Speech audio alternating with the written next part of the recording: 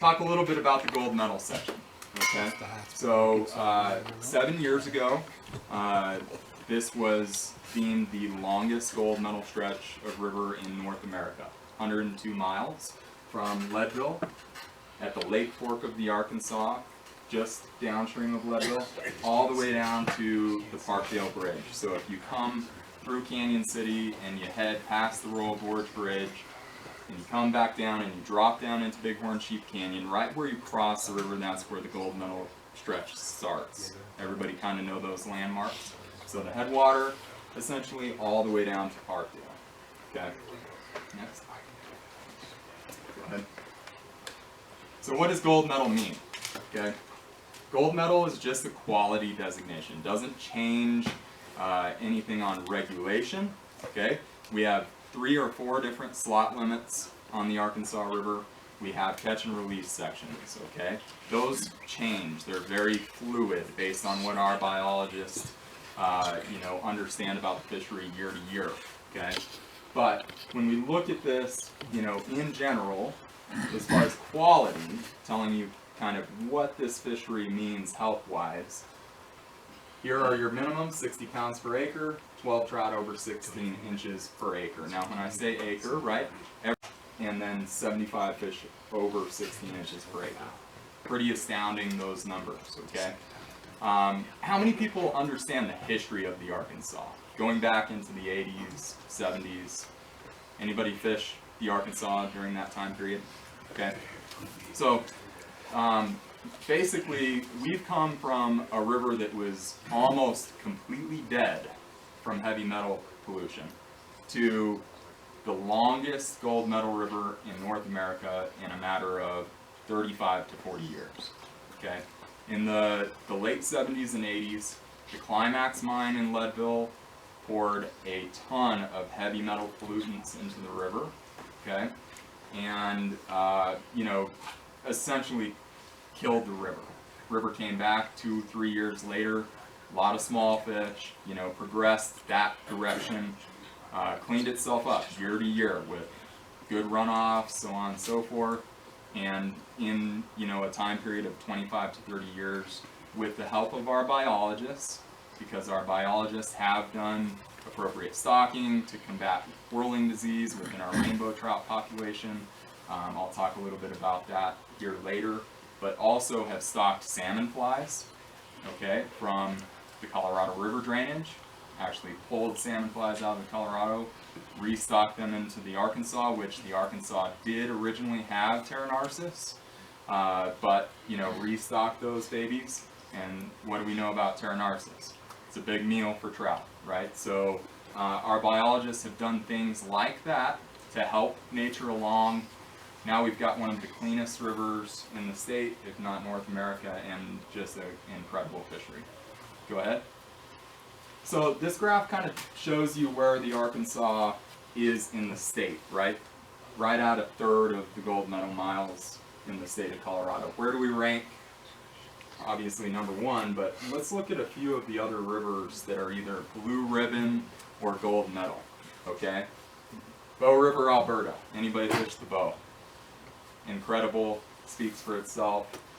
Probably one of my favorite trout rivers I've ever fished.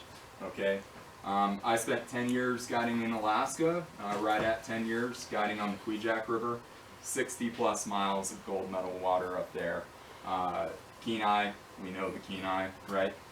Madison River, Montana, fantastic. So that's kind of where it stacks up. Go ahead. Beautiful fish, right? This is a Canyon City fish, okay? Big fish in this river. You don't see them a lot because the biggest fish are brown trout. Why don't we see them a lot? They feed at night. They're predators, okay? So this fish, I don't know why he ate during the day, but 35-inch fish, definitely should be a night predator, but ended up falling for a mouse in the middle of the day.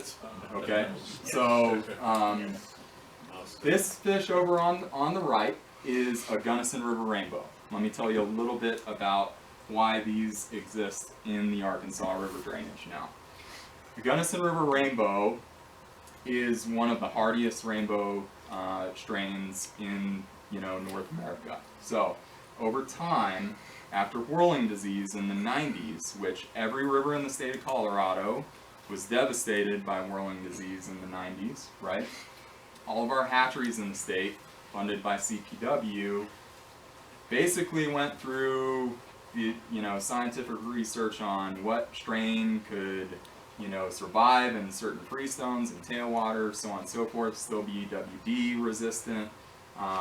There was, I can say just a ton of failure in that project in the Arkansas. This is the reason. They compete with an 80% brown trout population, okay? In rivers that they don't compete with other fish, Hofer strains, other strains like that, have been very successful.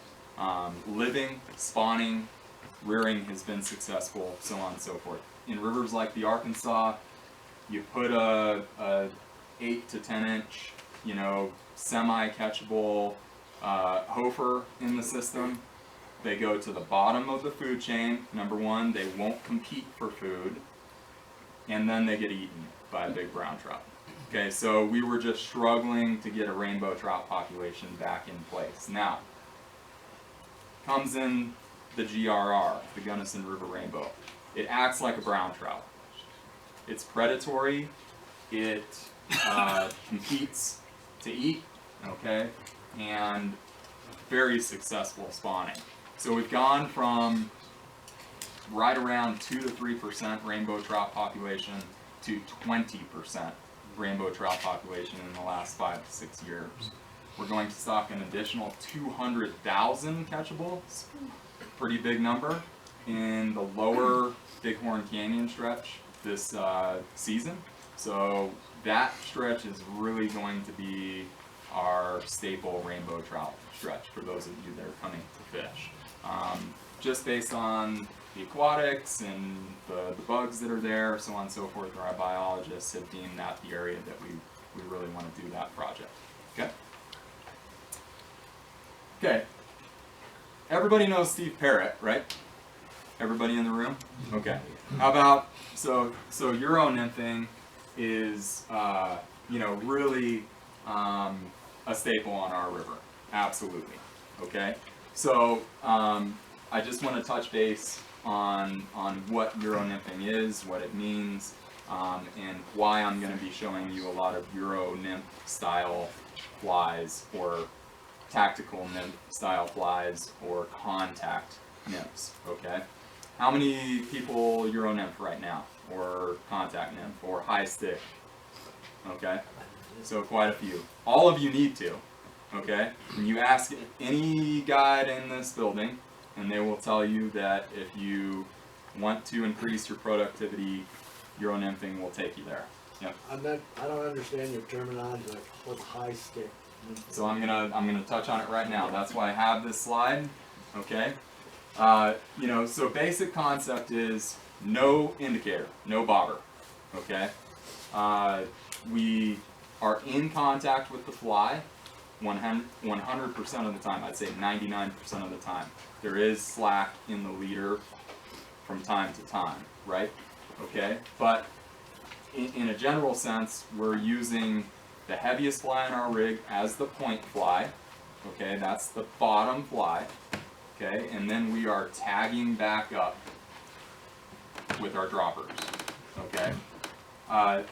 Those point flies are super heavy on the Arkansas, on the South Platte.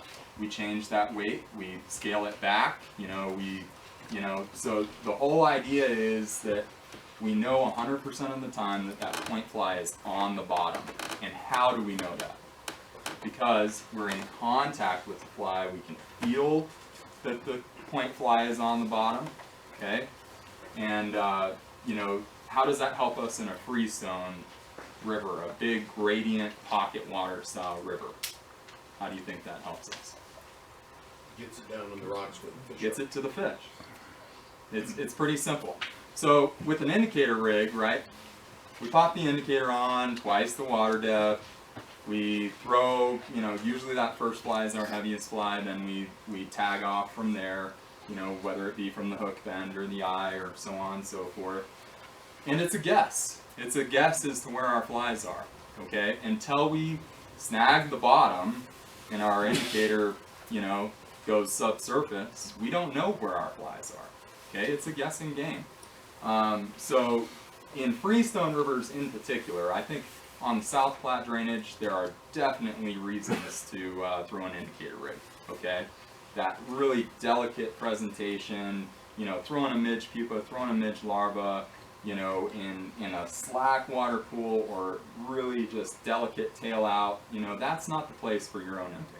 I'm just going to be completely honest. There are techniques to contact nymph, okay? French style, different techniques. You can be very productive in those circumstances, but in heavy gradient, heavy hydraulic, heavy velocity rivers, Arkansas, Rio Grande, Roaring Fork, Colorado, okay? This technique is absolutely 100 times more productive than indicator nymphing. I can put a very, very experienced indicator nympher fishing lead, okay, whether fishing upstream, downstream, fishing in front. I can run a moderate, Euro-nympher right behind him playing cleanup. That person throwing a Euro-nymph rig will go 3 to 1 minimum, okay? And that's in these circumstances on these type of rivers, okay?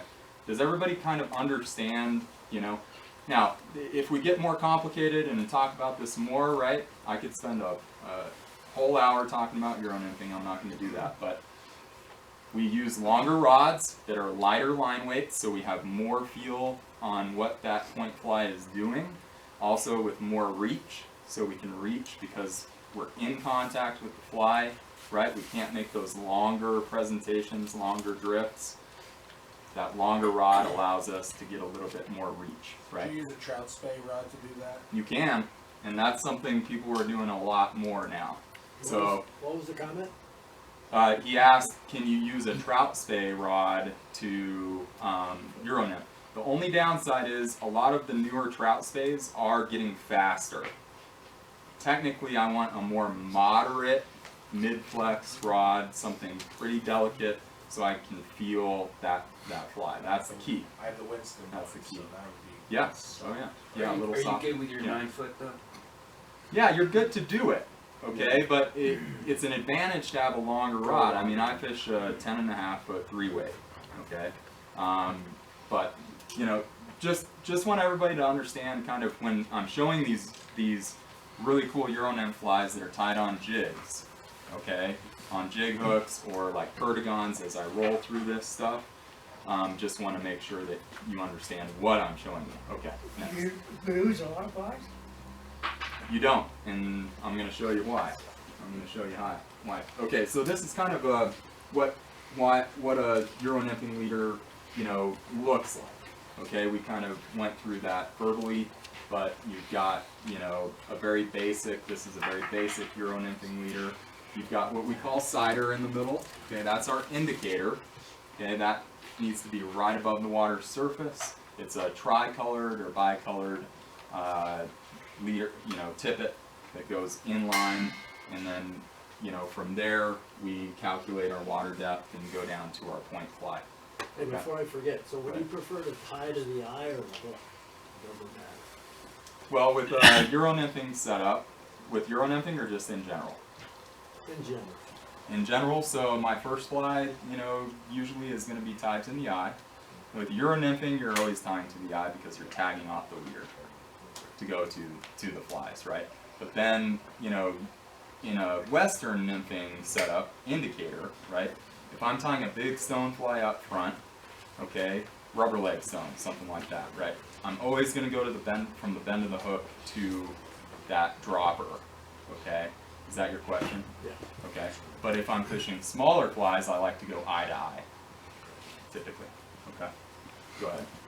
We can cruise on through this. Okay. So, right now what we're looking at on the Arkansas Freestone, okay? It's a Freestone. It's not a dam release fishery. And what I mean by Freestone is it's unimpeded by dams, Okay, we do have contributing tail races at Twin Lakes and Clear Creek Reservoir. Okay, so those tail races feed into the Arkansas River. There's not a dam on the river until Pueblo Reservoir. Okay, so we're talking about Canyon City upstream. That's an entirely freestone watershed. What that means in the winter is we don't have consistent water temperature. Okay, in that upper right, we're coming from nearly freezing, you know, sometimes on warm days getting into the low 40s, struggling to do that. Think about a tail race, okay, like the Arkansas tailwater at Pueblo. We are consistent 42 to 44 degrees, okay, during the winter. So what does that mean? Fish are extremely lethargic at 32, 34, 38, okay? Those fish aren't going to move anywhere to take a fly. You got to hit them in the face. At 42 degrees, they start to liven up a little bit. They'll start to move to take a fly. They'll start to eat a rubber leg stone or a big stone fly that's crawling, okay? Before that, we got to focus on midges, okay? So that's it. Yep. Why doesn't the water freeze if it's a freestone up that high? Certain sections of the surface do freeze up high. Okay, so say, you know, in the Leadville stretch, freezes completely over in areas. Hayden Meadows, that area, you know, but in the Buena Vista, Browns Canyon, downstream to Canyon City stretch, never freezes over. Is that because of the dam water coming in? It's just from the velocity. Okay. Yeah, just velocity. Yep. Yeah, there's no way it can freeze with that kind of velocity and drop. Okay. So we've got a midge fishery in the winter. Very typical. Okay. It's not exciting, right? But it is what it is. That's what the fish are eating. Okay. Everybody in here should know a medallion midge. Okay. That's a fantastic midge pupa. Can be fished deep as well. ICU midge, one of my favorites. Love this fly, you know, tied on a 24.99 SP. It's got that wide gap. You're playing for keeps when you hook fish, okay? It's a great dropper fly. Go ahead. Caddis. Caddis are around 365 days a year. This is John Barr's uncased caddis. One of my favorites throughout the year. But, you know, kind of in that 14 to 16 size range in the winter. Can be bigger, you know, as we get into the spring and summer. Sometimes those are 10s and 12s, giant, big free swimming caddis, okay? This is Shay Gunkel's roller caddis. Shay is my brother-in-law. My claim to fame has always been I taught Shay how to tie flies.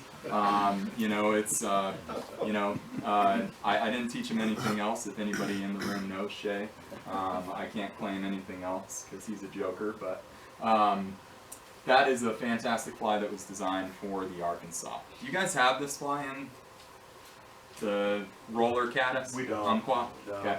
Shay's an Umpqua signature designer as well. You know, just a great slight profile fly. I fish this mostly for the Brachycentris occidentalis, which is your Mother's Day caddis, okay? That's so prolific, your case caddis. So I fish it throughout the year, but anywhere from a size 12 through a 20. Okay. Crane bomb. How many people in this room fish crane flies? Awesome. And very, very productive on our South Platte fishery, right? In immature stages, you know, you can catch fish on crane flies, you know, any day of the week. They're very small, typically on the South Platte. On the Arkansas, even the immature crane flies are size 8. The big ones are 2s and 4s, okay? So cream, olive. Again, this is Frank Smethurst's crane bomb. It's got a couple of tungsten beads on it. It gets down. Again, great Euro-nymphing fly because of the way it's tied on that curved shank. The way it's weighted, it'll pop down with the hook shank riding towards the substrate. Okay, so really important. And I think somebody asked me earlier that, you know, why do you snag up a lot Euro-nymphing, right? The reason why we don't is because our point flies that are designed for Euro-nymphing are either tied on jigs or tied in this style so that that hook point is riding up and not on the substrate. Anybody know this fly? Mop. Yep. Mop fly, extremely dirty but very productive.